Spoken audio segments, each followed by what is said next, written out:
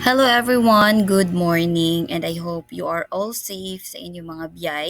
And this is the instruction for our activity. So first, what I would love you to do is to get your CLA notebook, copy and answer these questions, okay? So that if ever face-to-face na kita, ara gihapon kita sang copy. However, for this activity, anuhon man naton ma'am for this activity para ma-checka ni ma'am, i-comment lang sa comment section ang inyo answer. For example, ibutang anay angahan, Teresa M. Chavez. Number 1, ang imo din answer. Number 2, ang imo na din answer. So, in comment section, no need to copy or to write down the questions. Automatic, write down your answers. And for the CLE, copy and answer. Understood?